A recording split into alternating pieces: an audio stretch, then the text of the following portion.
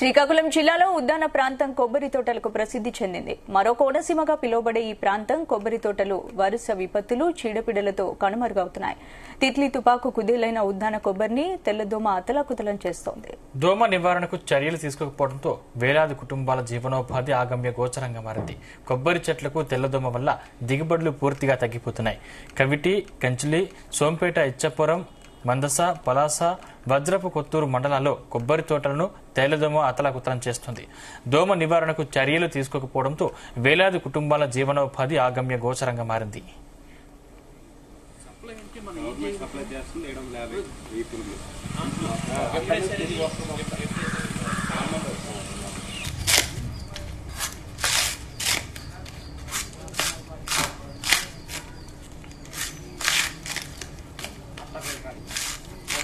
నాలుగేళ్లుగా ఏర్పడిన వర్షాభావ పరిస్థితులు కొబ్బరి తోటలపై తీవ్ర ప్రభావం చూపాయి. చీడపీడలు దాడి చేయగా మిగిలిన అరకొర చెట్ల నుంచి దిగుబడి రావడం లేదు. కొత్తగా నాటిన మొక్కలు తెల్లదోమతో ఎకరా తోటలో 20 నుంచి 30 మొక్కలు నాటితే 4-5 కూడా బతకడం లేదు. శాస్త్రవేత్తలు, నిపుణుల సలహాలు అందకపోవడం, సోంపేటలు ఏర్పాటు చేసిన బదనికల కేంద్రం ఎత్తివేయడం, స్థానికంగా కొబ్బరి పరిశోధనా కేంద్రం లేకపోవడంతో రైతులు నష్టపోతున్నారు. శ్రీకాకుళం జిల్లాలో ప్రధాన ఆదాయ వనరు అయిన ఉద్దానం కొబ్బరి తోటలపై ప్రత్యేకంగా దృష్టి సారించి ఆదుకోవాలని స్థానికులు కోరుతున్నారు.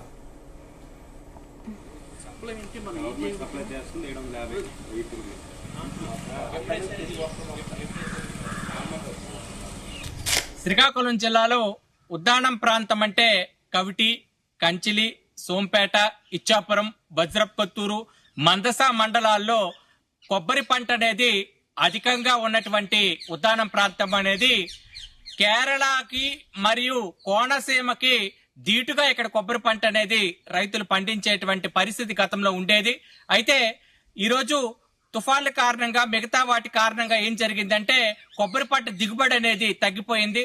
మరి దాంతో పాటుగా కొన్ని సంవత్సరాల క్రితము తెల్లదోమ అనేది ఈ యొక్క కొబ్బరి పంట మీకు అటాక్ చేయడం వల్ల ఇక్కడ కొబ్బరి రైతులు తీవ్రంగా నష్టపోయేటువంటి పరిస్థితి ఉంది.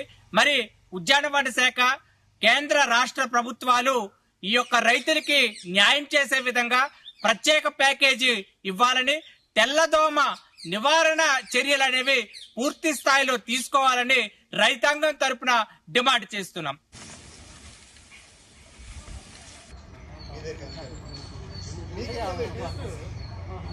మిగతా మొక్కలకి ఆరులో పాచే పోతాయి. ట్యాబ్ ఉండాలి, అదే టీచర్న వేసి ఊరు వాళ్ళు చేయాల్సిందే. దీనికి ఎవరో దేవుడు బయట వాడు వచ్చేసి నాలంటే మీకు ఏం చేయలేదు. ఉన్న చేసుకోవడం పురుగులు అవి మీరు గవర్నమెంట్ నుండి సప్లై ఏమి ఉండదా అండి? కాదండి, ఇప్పుడు సప్లై అంటే మనం సప్లై చేస్తుంది 750 పురుగులు.